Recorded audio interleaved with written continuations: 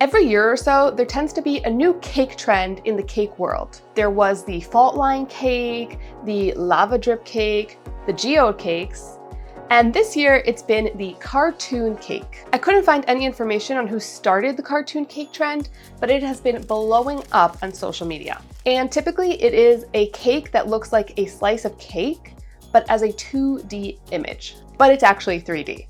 And the way that's done is by outlining everything in black, so that way when you look at it from the front angle, it looks completely flat. And you'll see this happen as I create this cake. Well, I absolutely love this trend, so I decided I needed to make a cartoon cake myself. But I didn't want it to look like an actual cake or a slice of cake, so I decided to make it look like a cartoon burger. My name's Melissa and I'm an artist. I create cakes, sculptures, and a lot of other cool things.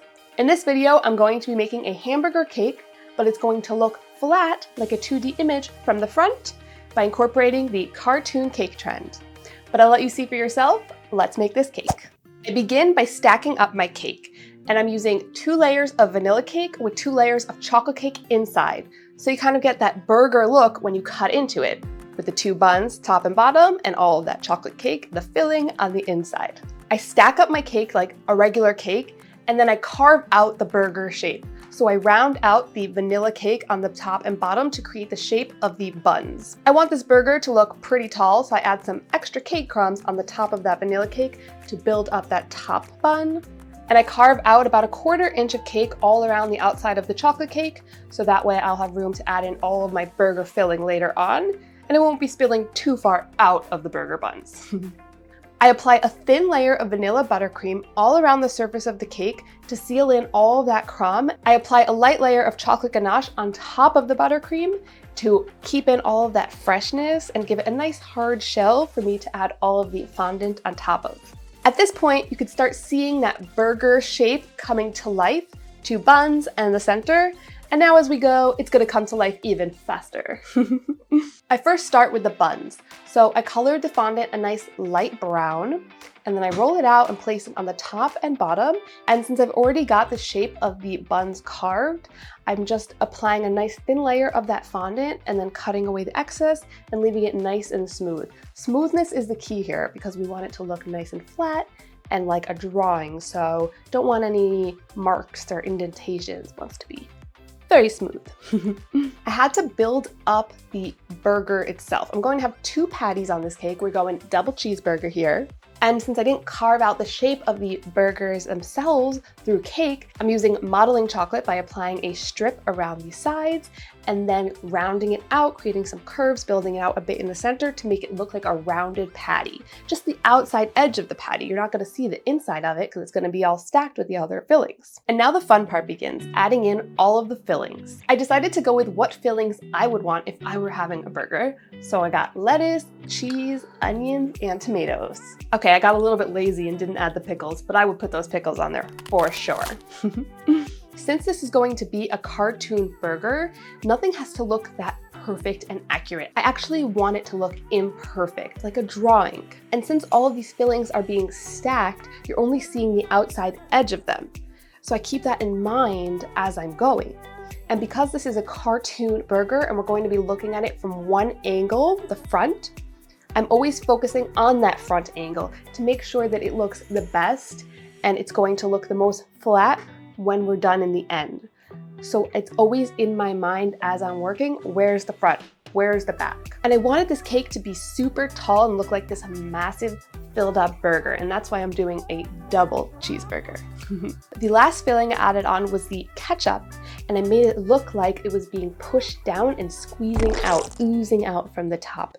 I gave the cake a light shading with some painting, so a very light, almost like watercolor layer, because when you do a 2D graphic drawing, you need a little bit of shading in there to give it that 3D effect of actual pieces being put together, but on a flat surface. So very light shading where each item meets with another item. It's going to create a little recessive crease, and I want it to be darker in there. And then the more curved it gets on the most rounded out areas, that's where it's going to be the lightest, because that's where the light's going to hit. But again, I'm keeping that shading very subtle, very, very light. So that when you look at it, you won't even notice that it's there, but it creates that effect that I want of a shaded graphic 2D image. And even more important than all of that shading is adding in our highlight. I add that white highlight on the edge of each object, in the center of the burgers, the edge of the cheese, the tomatoes, the onion, on the bun itself, everywhere. Because when you're creating a graphic image, to make it look like the effect of light hitting it in one spot and give it that cartoony vibe, you want to add in the white highlight. And once I start adding those white highlights, it really starts to get that cartoon look. And now it's time to transform the cake from this 3D object into a 2D cartoon looking image. And I do this by giving the whole outside of the cake a black outline. That's right, every single outer edge on this cake is going to get a black outline. I take black fondant and I roll it through an extruder, which gives me a nice thin rope, which I can use for my outline. And that is because in these graphic cartoon images, every edge gets that black outline, and that is going to make this cake look nice and flat. Before I finish doing the outline on the sides of the cake, which is going to be that finishing touch, I need to add on my sesame seeds because your burger bun needs to have those sesame seeds, right? Duh. And yes, I go ahead and I outline each one of those sesame seeds in the black outline. Took a little bit of time, but it was worth it. And then to fully complete this cake, we need to do that black outline on the whole sides of the cake. So when you're looking at the cake from the front, you see that black edge all around. And I'm making sure to look at the front angle of the cake as I do this. So when the cake is done, all you see is that black edge when you stare at the front. And come on, does that not look like a flat 2D image to you? I thought this cake was so cool because it looked like a cartoon burger. Goal accomplished. I love how when you look at it from the front angle, it looks flat, but then as it spins, you see the trick that it's not actually flat, and it's that black outline on the edge that's making it appear like that. And it just really messes with the eyes when you go ahead and cut it, no? It was so fun to take photos with the cake and play on that 2D image versus 3D human behind it and make those cool effects on the photos.